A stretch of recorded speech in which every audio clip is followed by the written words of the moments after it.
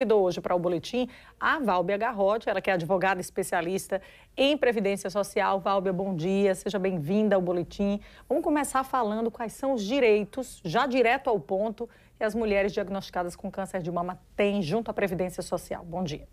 Bom dia, Marcos, bom dia, Thaís, e bom dia você que está aqui nos acompanhando no Boletim Gazeta. Então, Thaís, depende muito da situação dela. Ela pode ir desde um benefício por incapacidade temporária, um benefício por incapacidade permanente, né? Então, assim, depende muito de qual quadro dela naquela situação. Então, existem aí isenção de impostos, uma vez que ela se aposenta, ela vai ter direito à isenção, por exemplo, do imposto de renda. Então, há um leque de benefícios, né? Ninguém vai querer viver isso, mas uma vez estando, é uma forma de também minimizar aí os efeitos financeiros, porque realmente é um momento muito difícil para a mulher. Por conta disso, a coloca numa situação diferenciada nessa fila, né? Ou o que eu quero perguntar de forma objetiva é se há uma prioridade levando em conta essa sua condição. Você fala isso para uma perícia, né, Marcos? Infelizmente, não. Não há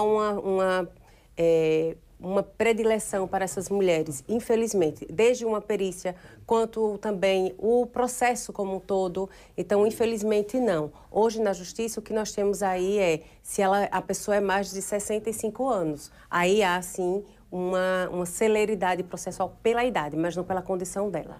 Existe algum benefício que se torna ou pode se tornar vitalício?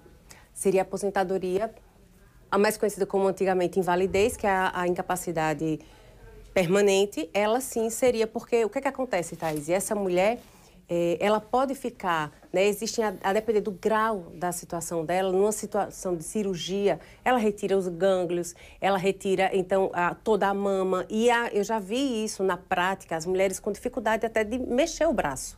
Então, essa pessoa, ela fica com essa dificuldade e, infelizmente, ela sai do trabalho, ela não consegue mais trabalhar e, por conta disso, esse benefício, sim, enquanto ela tiver essa condição, ele vai perdurar, né? Então, assim, o que é que pode acontecer também? Ela pode não ficar inválida, mas ela pode ficar com uma deficiência. Então, a gente já pensa aqui numa aposentadoria da pessoa com deficiência, que também vai ser para o resto da vida, enquanto ela estiver aí viva, ela vai... E aí, qual é a diferença?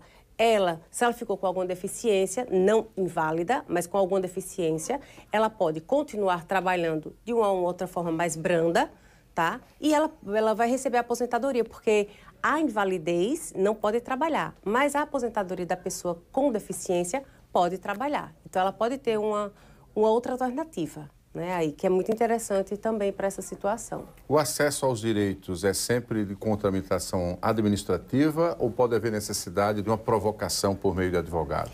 Marcos, eu costumo dizer que para a gente entrar, sempre, para a gente iniciar um processo, a gente precisa da área administrativa, com a presença ou não de um advogado. Na maioria das vezes, elas entram, as mulheres, né, com o pedido administrativo por si só.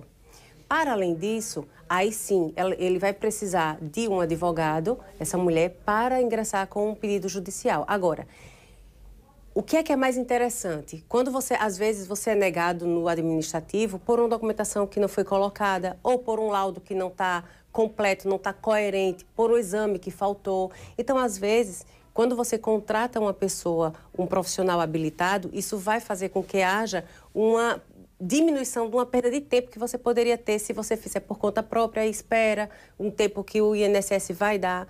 Depois, quando sai o indeferimento, aí entra com o processo, ou vai para um recurso ou vai para um processo judicial. Então, às vezes, é importante você sopesar isso. Será que vale a pena eu entrar por conta própria?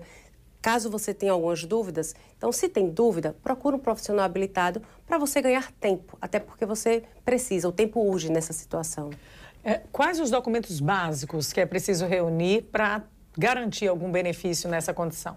Vamos lá. Para essa mulher que ela quer ter um benefício previdenciário, você que nos ouve agora e nos assiste, ela precisa, Thaís, documentação pessoal, demonstrar que há uma contribuição previdenciária, porque também isso é imprescindível, tá? Então, ela precisa demonstrar que ela contribui, que ela existe, como eu costumo dizer, para o INSS.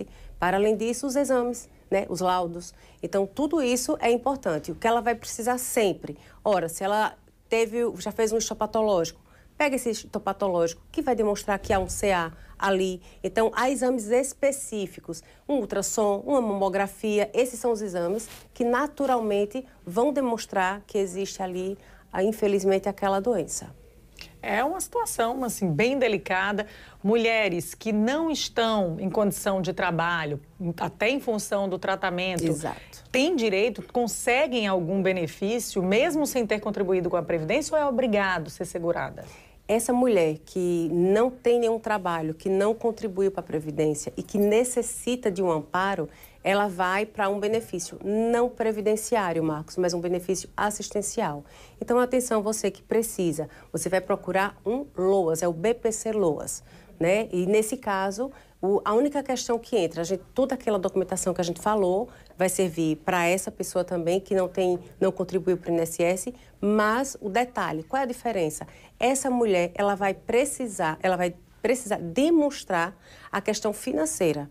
Então, pela lei, como eu costumo falar, a lei fria, ela precisa de 1/4 do salário mínimo. Então, imagine você agora, pensa aí, quantas pessoas moram dentro da minha casa, quantas pessoas trabalham na minha casa, e você vai somar esses valores, esses salários, e dividir pelo número de pessoas que trabalham. Pois isso pode contar com apoio, né, dos centros de referência de apoio assistencial. É eles que vão estar lá fazendo justamente os famosos CRAs, né? No seu bairro deve ter isso aí, para você fazer toda essa situação, essa dinâmica aí do seu lar para buscar esse direito que é tão importante. Todos deveriam ter acesso com mais facilidade, até para ter uma condição humana de enfrentar essa barra que é a própria doença, né? E além dos direitos previdenciários, também tem outros direitos que incluem quitação, por exemplo, de financiamento de imóvel. A Valbia está aqui assim, porque existe essa possibilidade, a possibilidade também de liberação do FGTS, né? Isso, também, Valbia? IPVA. Então tem toda uma gama de serviços, de direitos que estão aí no rol de benefícios para as mulheres que são diagnosticadas com câncer de mama. Valbia, obrigada pela sua participação. Tenho certeza que... E eu aproveito até para deixar um espaço para você passar uma mensagem final de orientação, dizer assim, ó, se tem direito, vai atrás. Porque tem muita mulher que tem o direito, mas eu não sei, e acaba perdendo tempo, né?